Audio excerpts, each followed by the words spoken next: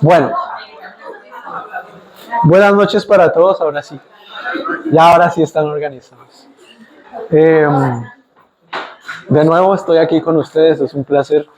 Gracias por estar aquí, gracias por su puntualidad, por su orden.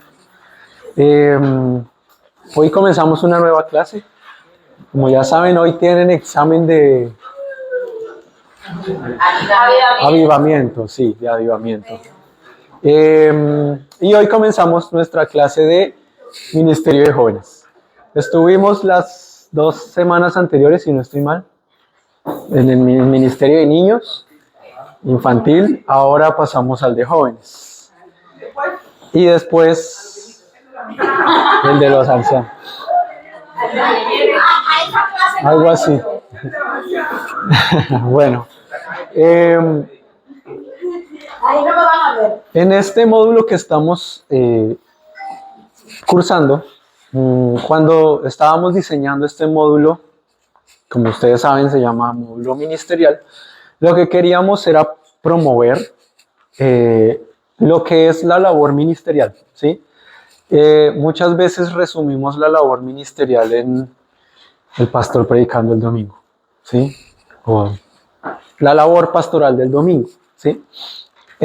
Y sí, claro, eso hace parte de la labor ministerial, o pastoral, llamémoslo así, el ministerio pastoral.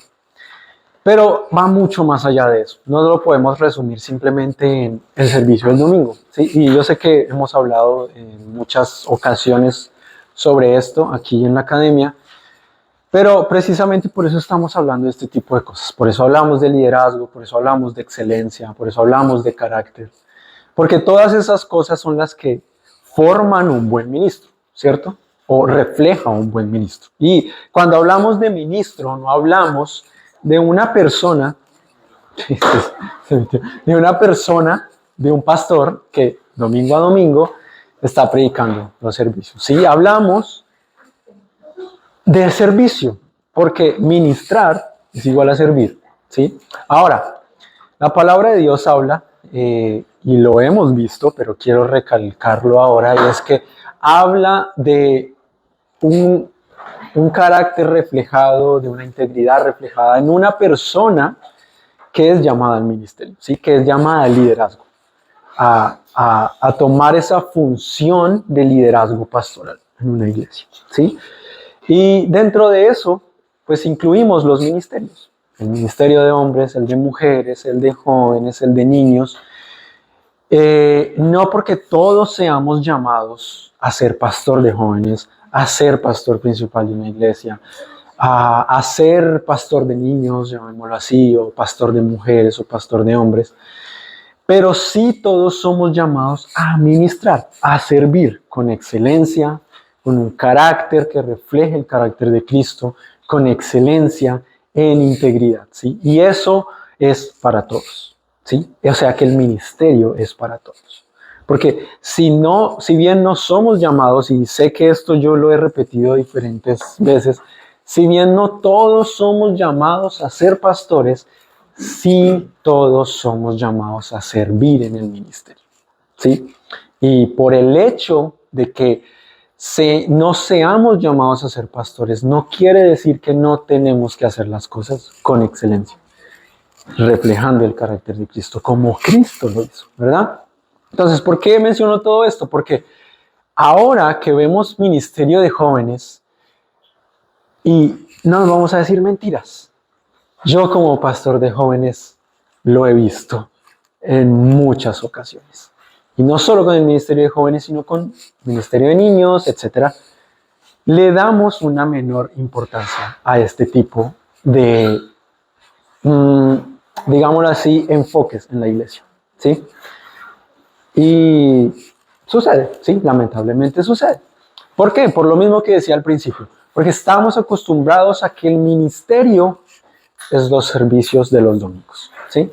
Pero nosotros estamos cambiando esa mentalidad, estamos aprendiendo, estamos siendo formados en esto, y de la misma forma vamos a poder aportar a eso de una forma diferente. Entonces, el objetivo de esta clase va a ser comprender la relevancia del ministerio de jóvenes.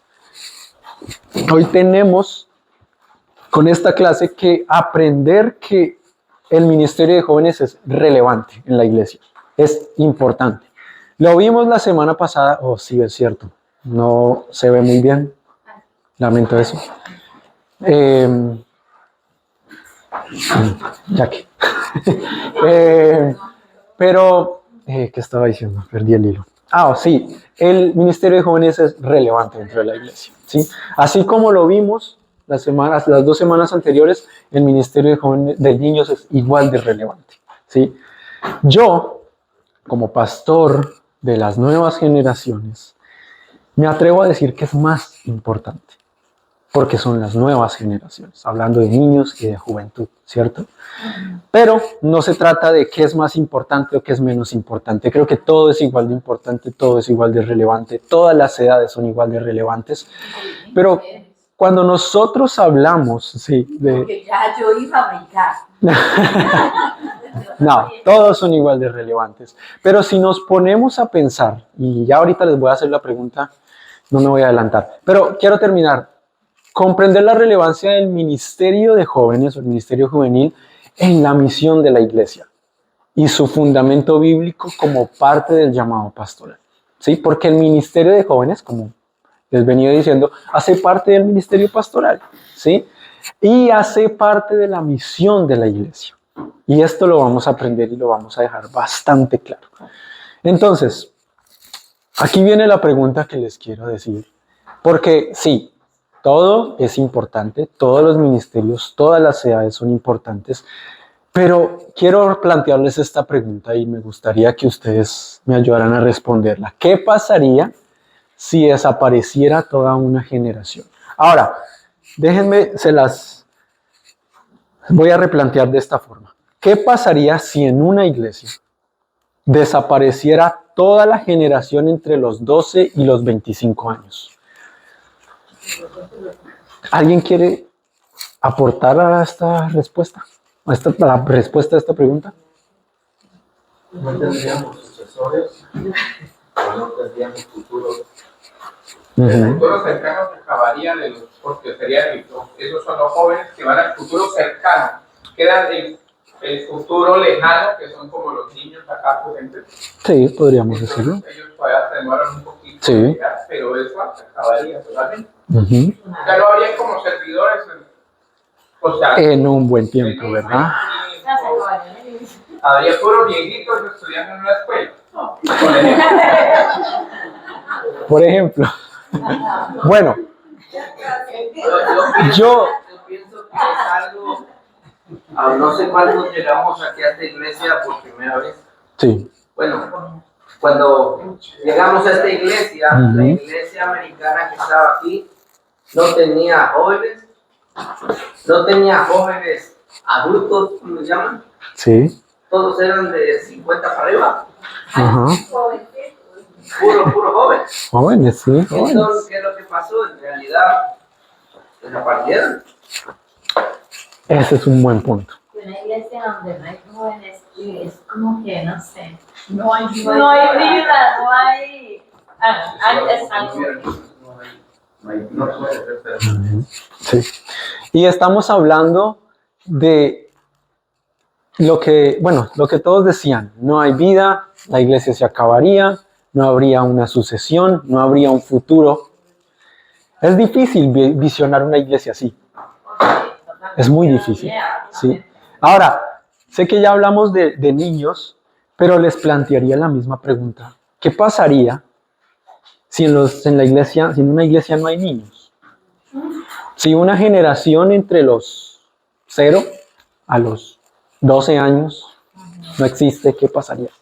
Desapareciera, ¿qué pasaría? Lo mismo, ¿verdad? Lo mismo, exactamente lo mismo. Entonces, ahí vemos la gran importancia de las nuevas generaciones, ¿sí? Tanto de los niños como de la juventud. Ahora, muchas iglesias enfrentan esto, enfrentan la escasez de la juventud. Y en especial, como Manuel lo decía, las iglesias anglo, las americanas. Sucede mucho esto. Y están envejeciendo y envejecen a tal punto de que desaparecen. ¿Sí? Y hay muchas historias así. Manuel nos ponía el ejemplo de acá. Yo les puedo hablar de iglesias que he escuchado historias exactamente iguales. La juventud deja de estar en la iglesia y la iglesia envejece, ¿sí? Ahora, eso hace parte de la iglesia, ¿no? De alguna forma hace parte de la iglesia, porque pues las generaciones van cambiando en sus edades, las personas vamos creciendo, nos vamos volviendo más adultos, pero la importancia de lo que hacemos hoy en el presente con la juventud, con la niñez, es importante para el futuro, determina el futuro de la iglesia, ¿sí? Entonces, ¿qué pasa? A veces esto sucede no simplemente porque hay escasez de jóvenes, pero ¿por qué hay escasez de jóvenes? Y aquí está la respuesta: por falta de visión pastoral hacia la juventud. Porque si una iglesia, entendiendo que todas las edades son importantes, no tiene en cuenta la visión para la juventud, para las nuevas generaciones, se acaba la iglesia. Tarde o temprano se acaba la iglesia, ¿sí? Entonces hay muchas preguntas respecto a esto, ¿cierto? Ahora, entendamos esto: el ministerio juvenil no es una moda. No es que porque viene una generación diferente, entonces voy a acomodar mi iglesia para una moda para la juventud. No es una moda, no es una tendencia, no es algo del momento, no es un hit. No, no, no, no. El ministerio juvenil es un mandato. Es un mandato de la Gran Comisión, y ya lo vamos a ver. Los jóvenes hacen parte del plan redentor de Dios. Los jóvenes no son solamente espectadores. Entendamos esto. Somos una generación diferente, pero somos llamados en la misma misión. Hacemos parte de la misma misión. Vamos a leer un par de versículos para entender esto. Y el primer, seguramente creería yo que estos 3 versículos ya los hemos repasado durante toda la academia. Pero vamos a enfocarnos en este tema que estamos hablando. Mateo 28, del 19 al 20, dice, todos sabemos de qué están hablando aquí, la Gran Comisión.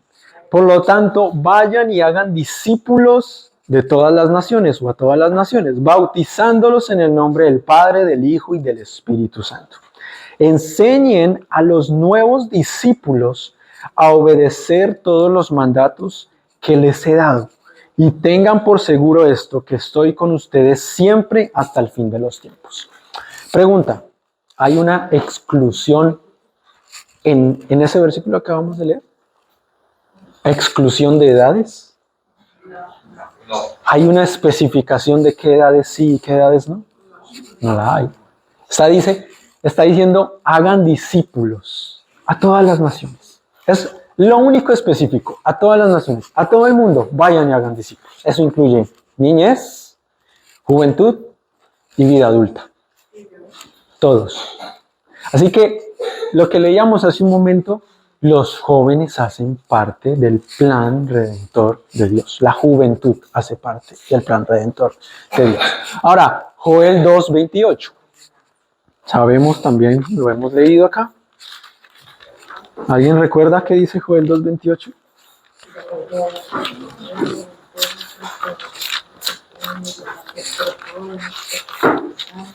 No escucho, Algo así, ¿verdad? no escucho. Es que no me lo sé bien. Y en los postreros días derramaré de mi espíritu sobre toda carne, ¿cierto? Entonces, después de hacer todas estas cosas, porque anteriormente, ¿qué estaba haciendo Joel? Profetizando a Israel. ¿Profetizando qué? Restauración a Israel, ¿sí? Y después de profetizar la restauración de Israel, que iba a ser restaurada, valga la redundancia, viene en el versículo 28 y dice: entonces, después de hacer todo esto, derramaré de mi espíritu sobre toda carne. Sus hijos e hijas profetizarán, sus ancianos tendrán sueños y sus jóvenes verán visiones.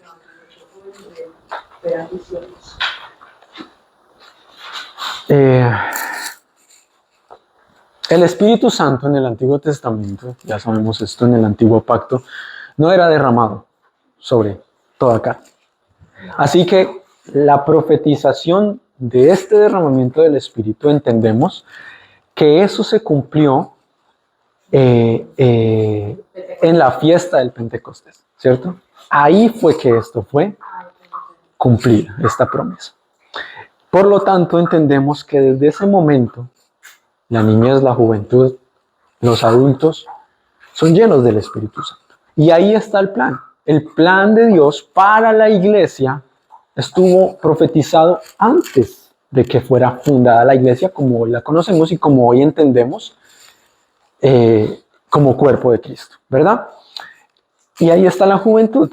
Claramente dice, sus jóvenes verán visiones. Ahora, me quiero detener en esto y es que dice, sus hijos e hijas profetizarán. ¿Sí? Los ancianos tendrán sueños y los jóvenes verán visiones. Ahí hay 3 generaciones diferentes. Hijos e hijas está demostrando o está hablando de alguna forma de la niñez. Claro, uno sigue siendo hijo aunque sea adulto, ¿no? Pero lo que me interesa y lo que me llama la atención aquí es que hijos e hijas, después menciona ancianos y después menciona jóvenes. Por eso digo, hay 3 generaciones ahí que están siendo mencionadas. Entonces, la juventud hace parte del plan de Dios tras el derramamiento del Espíritu Santo. Y en 1 Timoteo 4:12 también hay un mensaje claro hacia la juventud, pero no solo hacia la juventud, sino para la iglesia en general. 1 Timoteo 4:12.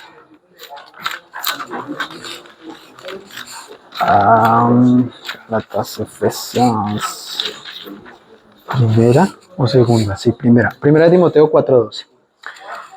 4:12. Está hablando Pablo, el apóstol Pablo, le está hablando a Timoteo. Y le dice, no permitas que nadie te subestime por ser joven. Sé un ejemplo para todos los creyentes en lo que dices, en la forma en que vives, en tu amor, tu fe y tu pureza. Hasta que yo llegue, dedícate a leer las Escrituras a la iglesia y animar y enseñarle a los creyentes. No descuides el don espiritual que recibiste mediante la profecía que se pronunció acerca de ti cuando los ancianos de la iglesia te impusieron las manos. Presta suma atención a estos asuntos. Entrégate de lleno a tus tareas para que todos vean cuánto has progresado. Ten mucho cuidado de cómo vives y de lo que enseñas. Mantente firme en lo que es correcto por el bien de tu propia salvación y de los que te oyen. Pablo le está hablando a un joven, pero no le está hablando como si no supiera de qué se trata esto. Le está hablando como un joven que está lleno del Espíritu Santo porque dice, no descuides el don espiritual. Es un joven que está recibiendo instrucción para liderar a la iglesia, para enseñar a la iglesia, para animar a la iglesia, para leer las Escrituras a la iglesia. Está hablando de una labor pastoral.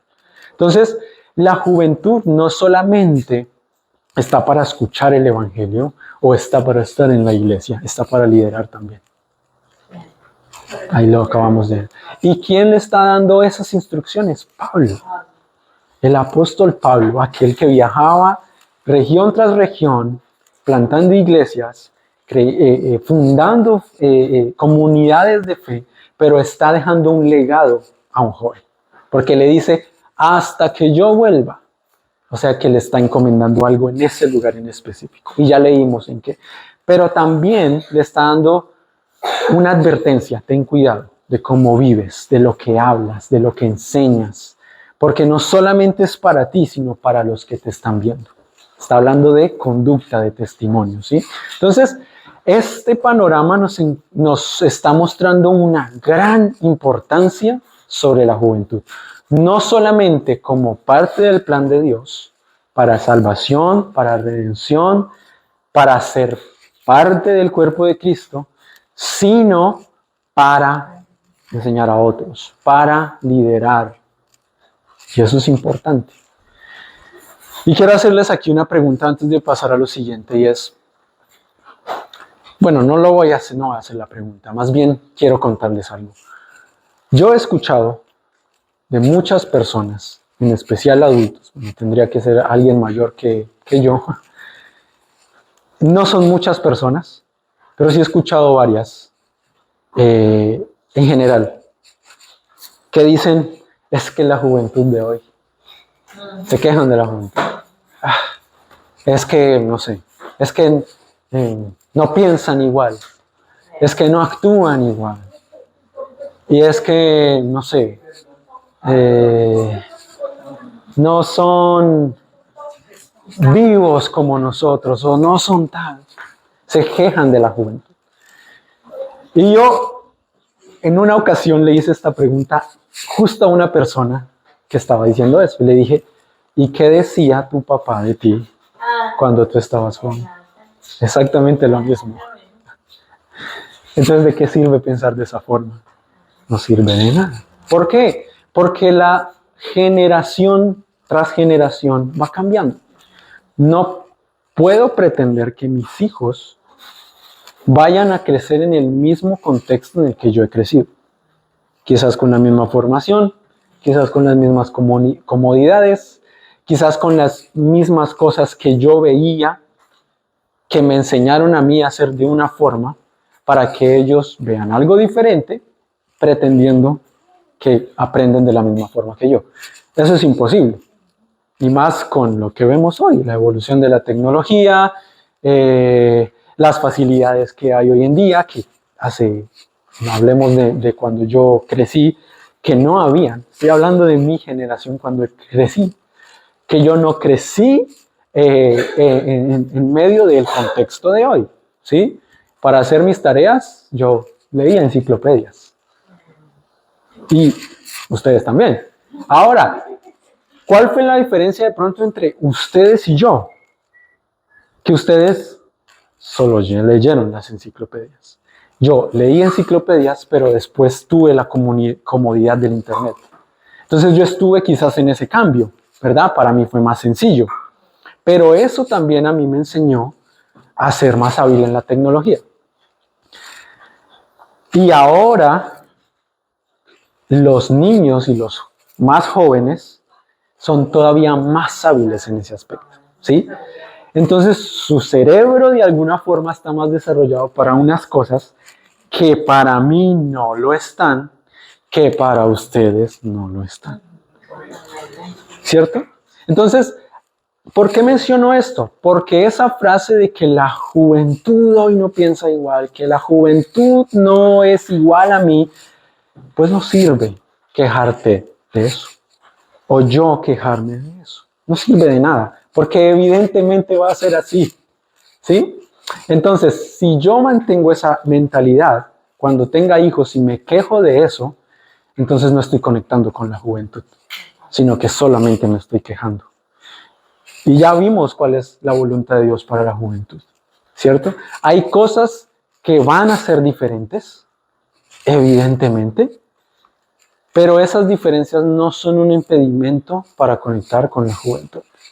Jesús discipuló jóvenes. Jesús tenía 30 años cuando empezó su ministerio y llamó a 12.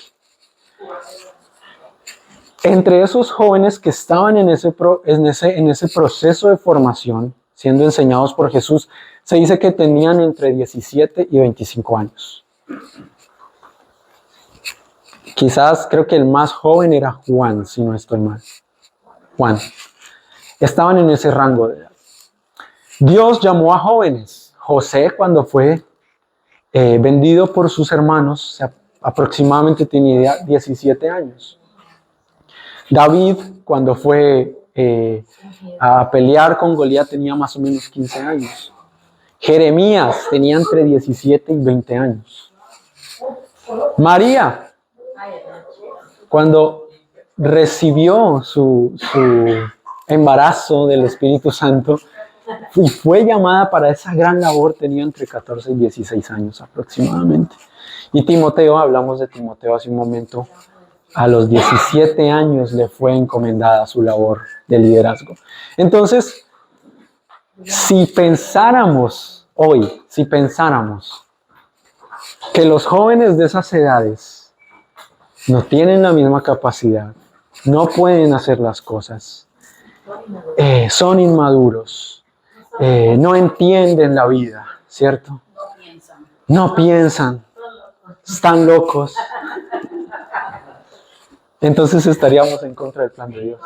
Estaríamos criticando el plan de Dios. Ahora, hay realidades, claro, no podemos negar la realidad. Este mundo está loco, pero ¿es el mundo el que está loco? ¿O es la juventud la que está loca? Ahí cambia, ¿verdad? Porque ¿cuál es la influencia del joven? El mundo. Y sí, claro, cae bajo esa influencia y toma malas decisiones, sí, y quizás deja de madurar en algunas cosas, deja de crecer en algunas cosas, pero no por eso deja de ser relevante la vida de la juventud, ¿sí? Es importante. Es más bien por esa razón es que debemos tomar la suficiente importancia de cuán relevante es el joven. Porque hace un momento dijimos, si se desaparece esa generación, entonces no hay futuro. Ahora, eso no va a pasar. La generación está ahí.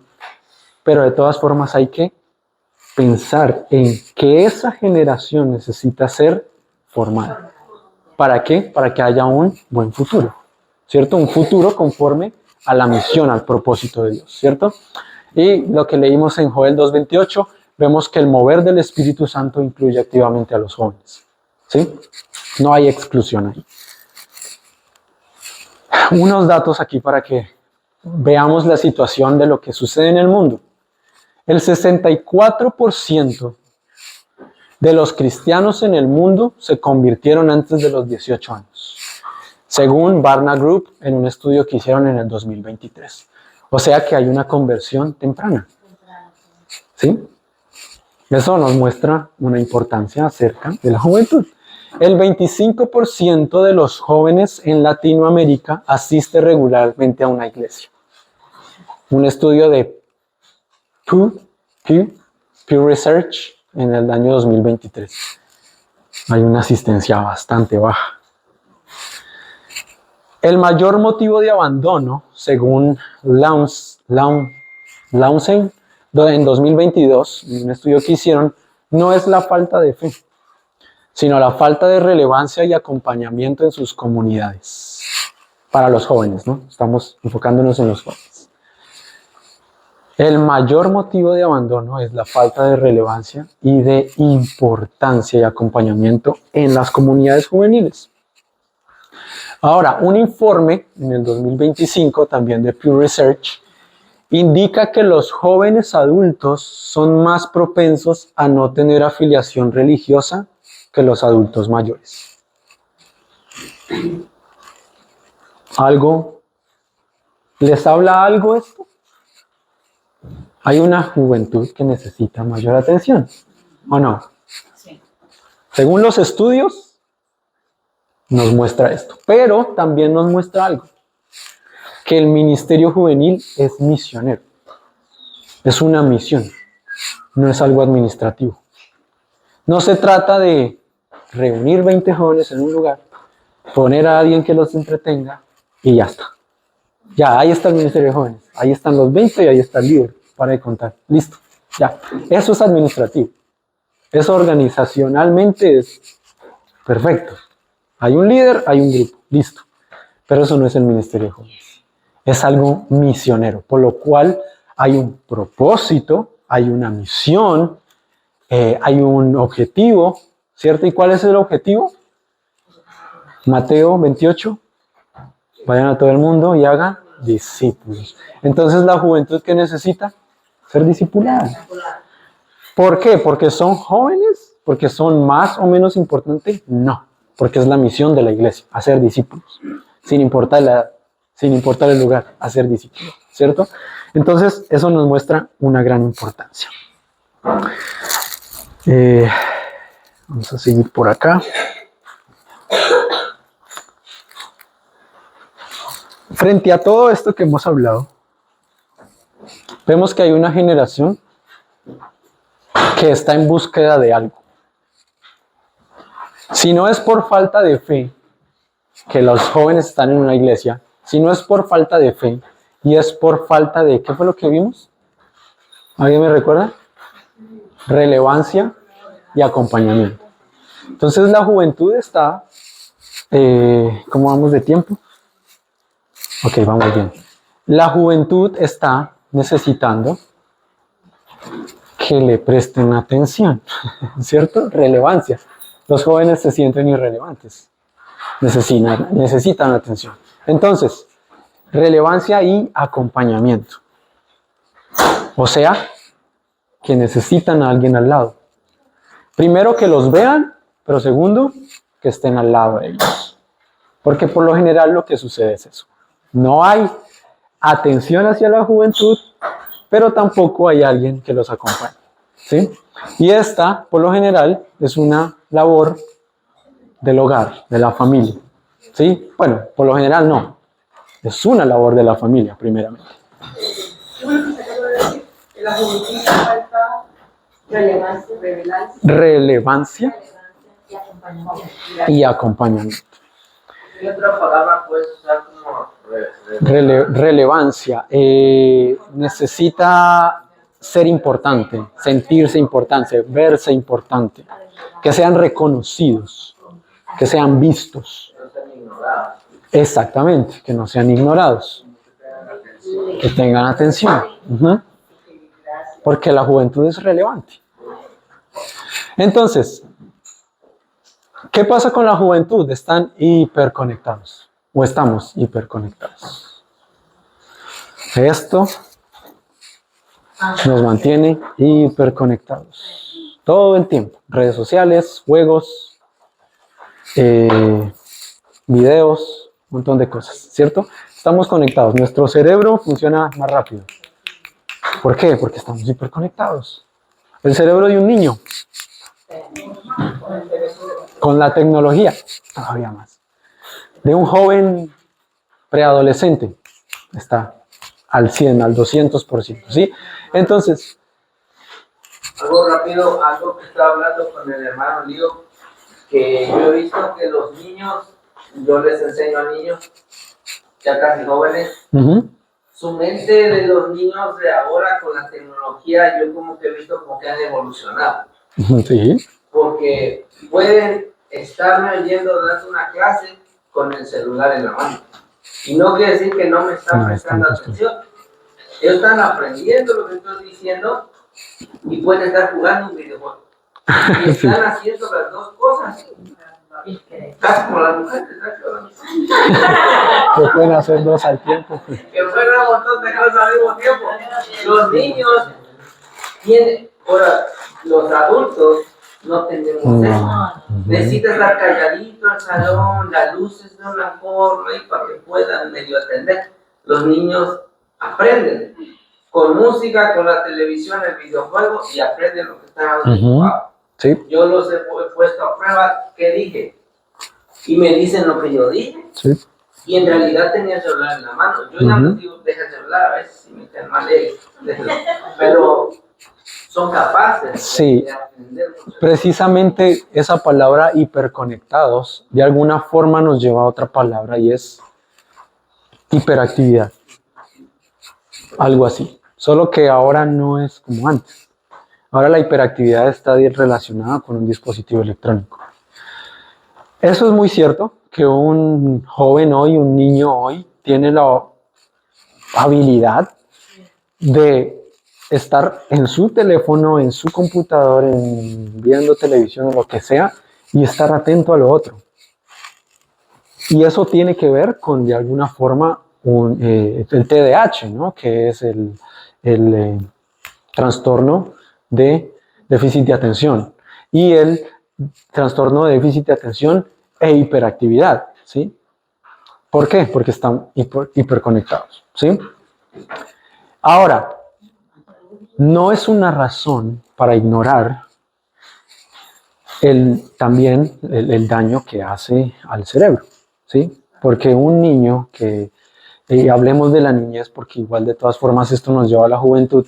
Un niño que crece con pantallas, y esto está, no tengo el dato aquí, pero lo puedo traer para la próxima semana, hay estudios científicos sobre esto, afecta cognitivamente al niño, lo afecta a lo largo de su vida, ¿no? en su futuro, ¿sí? Y tiene que ver con el trastorno de déficit de atención. ¿Qué pasa con estos niños que están así? Tú le quitas las pantallas y ahí aparece el berrinche, la rebeldía, el no quiero, el ta. Antes era diferente, antes era por otras razones, pero es exactamente lo mismo, no es algo nuevo, solo que ha cambiado porque hoy estamos en una sociedad tecnológica, hiperconectada. Entonces, hay un pensamiento crítico que les permite de pronto ese tipo de cosas, de estar pendiente de lo uno, de lo otro, pero ¿qué pasa? Los hace emocionalmente frágiles. Y ahí es donde está el problema. Porque quizás eso no lo notamos. Entonces, cuando aparece la fragilidad emocional, precisamente en eso, en el berrinche o en ese tipo de cosas, reciben palo. ¿Cierto? Hace unos años atrás era igual, solo que era un contexto diferente. Pero ¿por qué menciono esto? Porque quiero que vean que no es algo nuevo. Es una tendencia que va a suceder naturalmente. Independientemente del contexto va a suceder. Ahora, claro, está ligado a un contexto, está ligado en este caso a la tecnología. Espiritualmente están confundidos. La juventud está confundida espiritualmente porque es una edad donde normalmente se despiertan muchas cosas, hormonalmente, en su visión de vida, está en la juventud, esa parte de la preadolescencia en adelante, quizás hasta los 16, 17 años, es una edad clave donde se forma el carácter de una persona. ¿Sí? Es muy importante. Entonces, si en esa edad no es, para los jóvenes, no es importante la vida espiritual, entonces no podemos esperar que un joven se mantenga en la iglesia. ¿Sí? Un ejemplo. ¿Sí? Entonces, se desconectan espiritualmente, pero eso no quita la necesidad. E incluso no quita el deseo, solo que están espiritualmente alejados. ¿Por qué? Porque no necesariamente están siendo formados espiritualmente. ¿Sí? Esto es muy importante, que esto viene desde la niñez. Y son altamente receptivos. Precisamente ahí está el ejemplo. En ese ejemplo es bueno, pero también lo vemos en todos los aspectos de la vida. ¿Sí? En los otros contextos son muy receptivos. La juventud es receptiva. Y son todavía más al evangelio, porque si hay una necesidad, el joven va a reconocer esa necesidad, pero necesita ser escuchado y necesita un acompañamiento. Lo que veíamos, cuando el contexto en el que se presenta el evangelio es real y es contextual, ahí entonces va a ser receptivo en ese aspecto. ¿Sí? ¿A qué me refiero real y contextual? Me refiero a que no sea enseñado como algo que limite al joven, ¿sí? Porque hoy en día, y esto no es nuevo, pero hoy se ve todavía más, el mundo está presentando libertad, que entendemos que no es libertad, ¿cierto? Pero entonces el joven, al estar con esa necesidad de libertad, entonces se va a conectar con las ideas de libertad, de libertinaje, de lo que hay en el mundo, ¿cierto? Eso es lo normal, llamémoslo así. Pero para eso está la iglesia, para responder a eso. ¿Con qué? Con una verdad del evangelio donde se hable de la verdadera libertad. Y ahí es cuando hablo de manera real. Porque el joven ve a la iglesia como un lugar donde es encerrado. Pero esa no es la verdad. Entendemos que no es así, ¿cierto?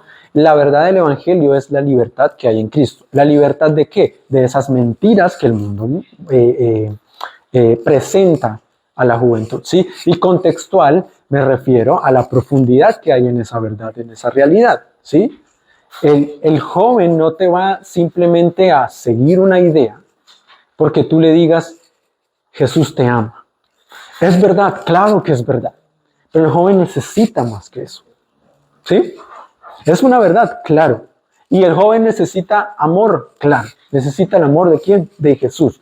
Pero necesitamos ir más allá. Y para eso tenemos que entender a los jóvenes. Y precisamente eso es lo siguiente. Un minuto. Dios no nos pidió entretener jóvenes, entendamos esto, sino discipular una generación para transformación. Ahí es donde está el evangelio real y contextual, en el discipulado. Y el discipulado inicia en la casa, en el hogar, en la niñez. Entonces, entendamos a un joven sin Cristo. Porque quizás no lo entendemos. Hay desafíos en un joven sin Cristo. Muchos.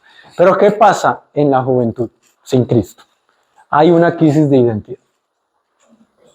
Y ahí es a donde yo voy. ¿Qué le presenta el mundo a un joven que tiene un déficit o una crisis de identidad? Le habla que a través de la moral, a través de la cultura, a través de las ideologías que hay por todo lado, perteneces, eres importante, tus derechos, ¿cierto? Y se ha creado un gran movimiento ideológico que se presenta como la respuesta a una falta de identidad, pero que lo que hace es confundir la identidad. ¿Cierto? Peor, en todo sentido. ¿Sí? Entonces, eres importante si perteneces a este grupo. ¿Sí? Un joven que va a la universidad seguramente se encuentra con desafíos en los que yo no conocía esto. Yo no veía esto y esto como que me está interesando. Interesando. ¿Sí? ¿Estoy diciendo bien? Me está interesando esto. Y entonces empieza a llevarse por esa corriente. ¿Por qué razón? Porque tiene una crisis de identidad. Y esto está relacionado con la moral.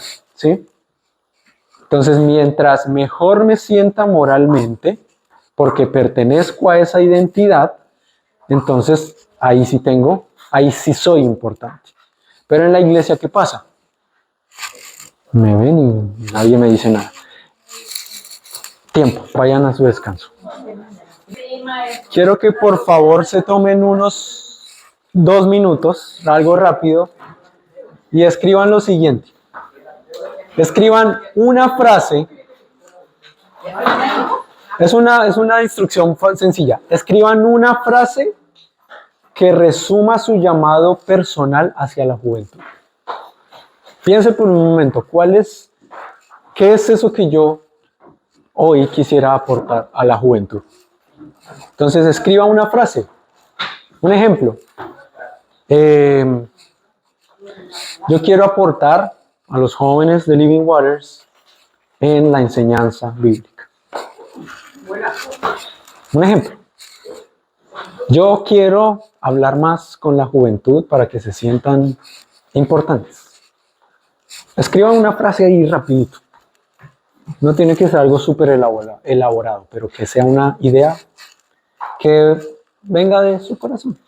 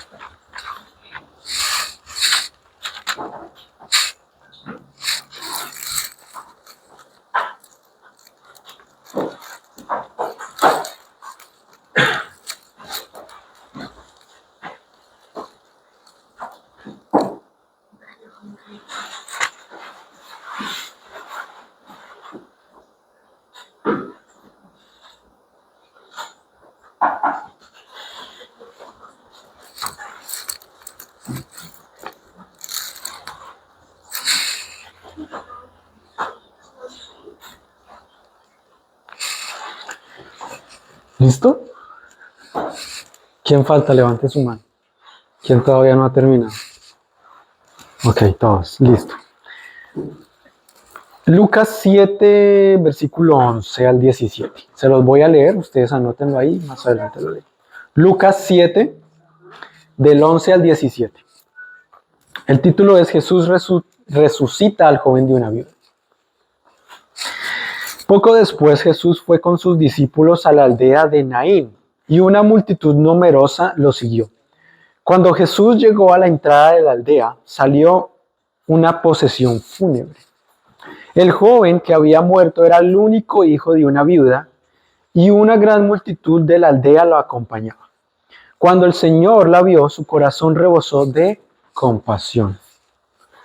No llores, le dijo. Luego se acercó al ataúd y lo tocó, y los que cargaban el ataúd se detuvieron. Joven, dijo Jesús, te digo, levántate. Entonces el joven muerto se incorporó y comenzó a hablar. Qué miedo eso. Jesús lo regresó a su madre. Un gran temor se apoderó de la multitud y alababan a Dios diciendo, un profeta poderoso se ha levantado entre nosotros y Dios ha visto hoy a su pueblo. Y las noticias acerca de Jesús corrieron por toda Judea y sus alrededores.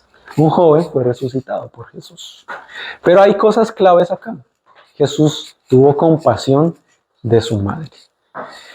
Esta historia nos habla de una muerte física, sí, evidentemente. Pero hay también una vida espiritual. No la podemos negar, ¿cierto? De hecho, creo que es todavía más importante.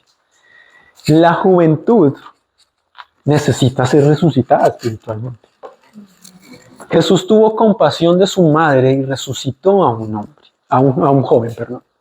Bueno, sí, un hombre, joven. Jesús tiene compasión por la juventud, pero también Jesús tiene compasión por la familia.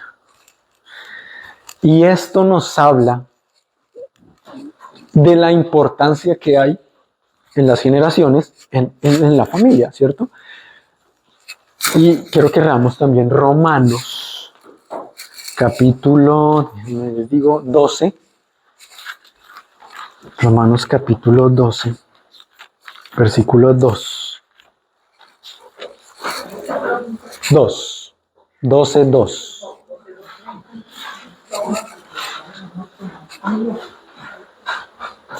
No imiten las conductas ni las costumbres de este mundo. Más bien dejen que Dios los transforme en personas nuevas al cambiarles la manera de pensar. Entonces aprenderán a conocer la voluntad de Dios para ustedes, la cual es buena, agradable y perfecta. Entonces, ¿por qué leemos estos dos versículos? Número 1, por lo que les mencionaba hace un momento. La juventud es importante para Jesús, es importante para Dios. Ellos tienen una crisis de identidad, ¿cierto?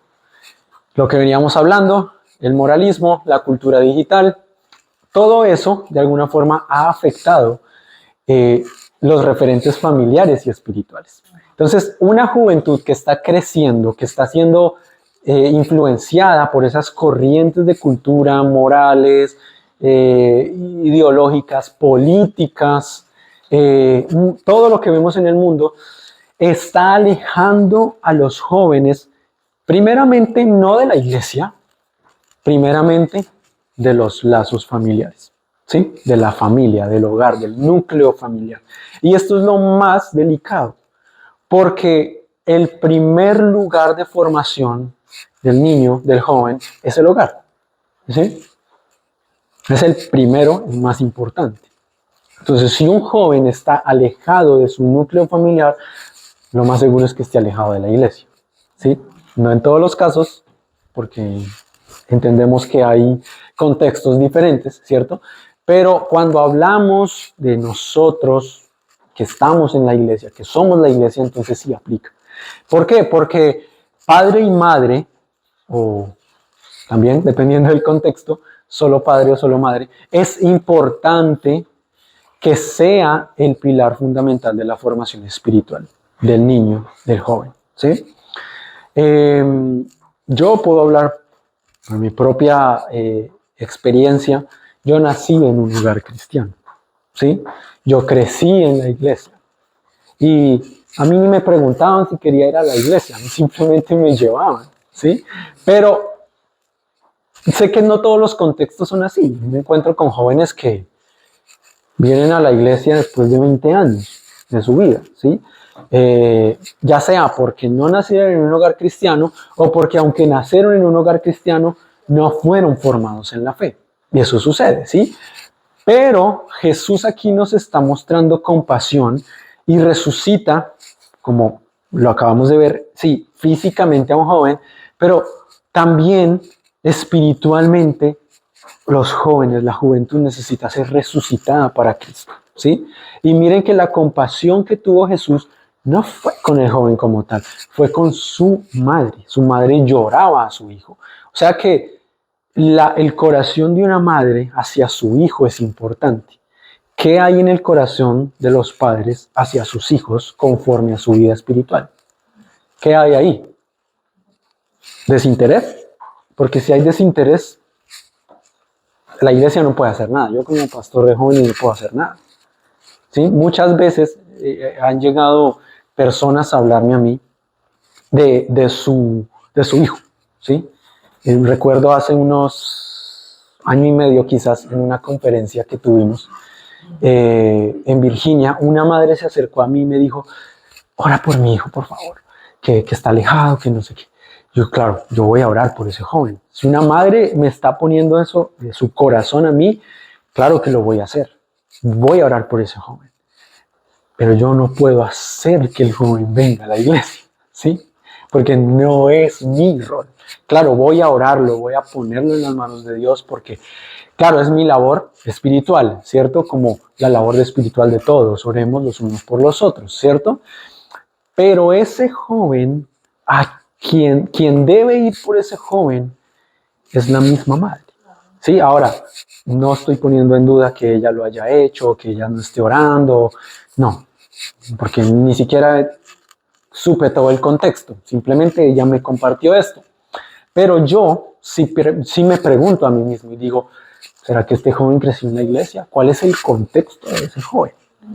Porque si es un joven que desde su propio hogar no recibió la atención, el amor de padre y madre, conforme también fue formado en Cristo, en las enseñanzas, en los valores cristianos, pues yo puedo enseñarle, pero no va a ser igual, no va a ser de la misma forma, ¿sí? Porque no es lo mismo, simplemente no es lo mismo, ¿sí?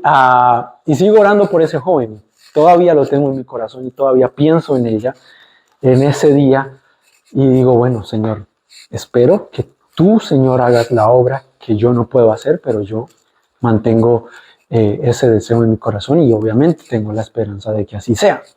Y que le dé la fortaleza a la mamá para hacer lo que ella tenga que hacer, la sabiduría y todo lo que conlleva, pues, tener un hijo que, según lo que ella me expresó, no está en buenos caminos, ¿sí? Pero Jesús puede hacer lo que no puedo hacer yo. Jesús tuvo compasión de la madre para que su hijo sea resucitado, ¿cierto? Entonces, el poder de Jesús puede hacer resucitar espiritualmente a la juventud, ¿cierto? ¿Por qué? Porque ese es el deseo de Jesús, ese es el deseo de Dios, que todos, ¿cómo es la palabra? Que todos vengan al arrepentimiento, ¿sí? Una palabra más, bueno, diferente, pero es la misma idea. Vengan al arrepentimiento, ¿cierto? Procedan. ¿Qué? Procedan, sí, procedan al arrepentimiento. En fin, todos entendemos, todos sabemos ese versículo. Aquí, parafraseando, entendemos la idea, lo conocemos, pero Jesús tiene compasión por la juventud, ¿sí? Y yo tengo compasión por la juventud y somos llamados a tener compasión por la juventud. Segundo, sobreexposición digital. Esto aleja a los jóvenes, aleja el corazón de los jóvenes. Recuerden la predica del domingo, ¿se acuerdan de la predica del domingo? Un día atrás, ayer. No sé por qué mi noción del tiempo es como si hubiera sido hace mucho tiempo, pero bueno. El corazón del ser humano siempre tiende a alejarse. ¿Por qué? Porque es la naturaleza caída de nosotros, del ser humano, ¿sí? Ahora entendemos que nosotros somos redimidos, que ya estamos bajo la gracia, somos salvos por la sangre de Jesús, pero aún así seguimos luchando con esto. Hoy en día la tecnología de alguna forma nos aleja del corazón, del núcleo familiar, de Dios, en especial la generación Z. Yo les iba a traer un cuadro de las generaciones y se me olvidó. Pero bueno, entendemos que la generación Z es las generaciones más nuevas. Sí, no sé exactamente los años. Creo que son desde el 98, si no estoy mal, hasta el 2010, creo. Creo que es del 98 al 2010. Y ya la nueva generación es del 2010 hacia acá, más reciente. Pero el promedio de horas diarias de la generación Z conectada virtualmente de pantallas es de 7 horas diarias. 7 horas diarias. Por lo general en el teléfono. ¿Sí? Eso aleja el corazón. No porque la tecnología sea mala, sea pecado, sea del diablo, no. Pero cuando mejor dicho, es una corriente de este mundo. ¿Sí? No necesariamente es mala, pero sí nos va a alejar. Como podríamos hablar nosotros del trabajo. Es lo mismo. ¿Sí? ¿Cuántas horas estamos nosotros en el trabajo? Por lo menos 8 horas. Por lo menos 8 horas diarias. Ya si son 10, 12. Ahora, ¿el trabajo es malo? No. Es necesario. ¿Cierto? La tecnología hoy en día, la tecnología hoy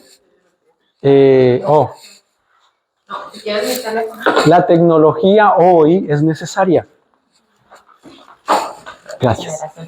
Entonces, generación Z, que es de la que estamos hablando, sí, del 97 al 2010, casi.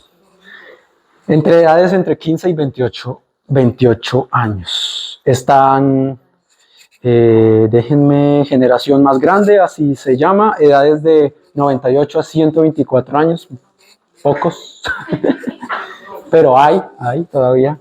Generación silenciosa, edades de 80 a 97 años. Baby boomers, de edades de 61 a 79 años. Generación X, edades de 45 a 60 años. Millennials o generación Y, edades de 29 a 44 años. Oh, wow, yo no soy millennial. Yo creí que era millennial. Yo soy de esos. Generación Z de 15 a 28. Generación Alfa de 1 a 14 años. Esos todavía más. Esos ya nacieron en las pantallas. Y generación Beta son los recién nacidos, los que nacieron en 2025. Y aquí dice que hasta el 2039. O sea que en otros años conoceremos esa nueva generación. Pero todas esas generaciones, si ustedes leen más, habla de los contextos de cada generación, ¿sí? Y habla mucho más del contexto. Entonces, es sobreexposición digital. ¿Es algo que podemos evitar? ¿La sobreexposición digital?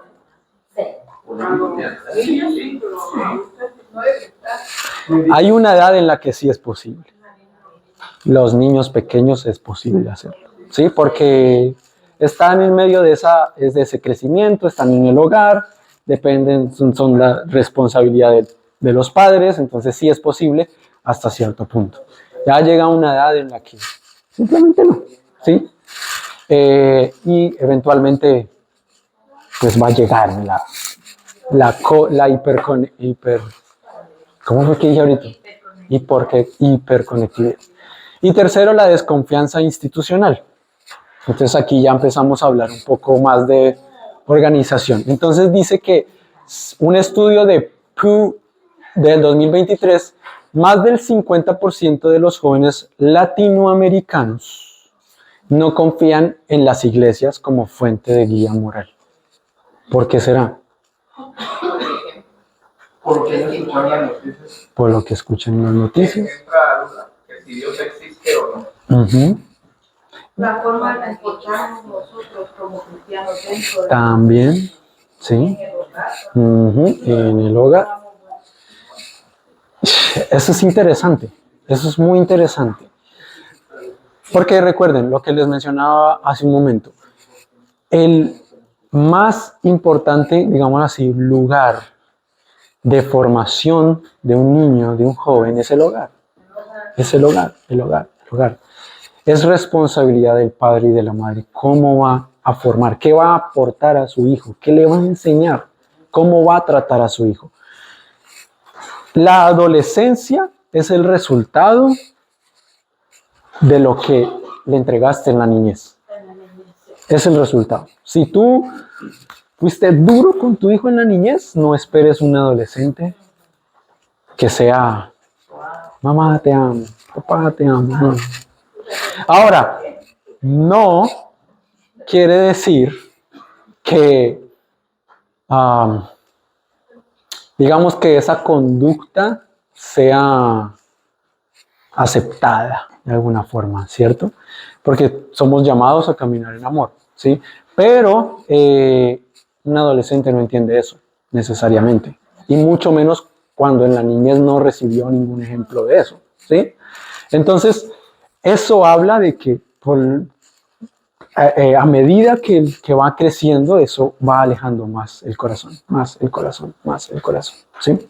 Entonces, es importante entender a un joven ese tipo de cosas de un joven, ¿sí? Entonces, allá es a donde va mi pregunta con esta madre que me dice esto, ¿cierto? Porque es una información muy reducida que no me permite a mí ir más allá. Ahora, claro, como les dije hace un momento, yo hago lo que puedo hacer, ¿cierto? Pero ahí la clave es entender al joven. Pero entonces, bueno, hay otras características. Vamos a ir un poco más. ¿Qué hora es? Estamos bien.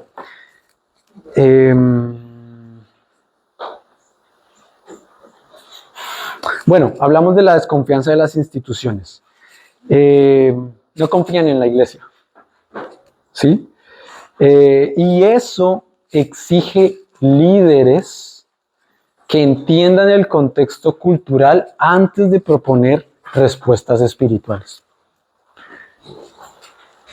Y ahí es a donde va mi pregunta. Vuelvo y toco el tema de esta madre que me dice esto. ¿Cuál es el contexto? ¿Qué respuesta espiritual le voy a dar a la madre primeramente, porque es la que se está acercando a mí, pero si tuviera la oportunidad, al joven eventualmente, si no entiendo el contexto? Puedo decirle, ven a la iglesia, no va a servir de nada. A mí no me va a hacer caso. A mí no me va a decir, oh sí, a ti sí te hago caso, a mi madre no. No, eso no va a pasar.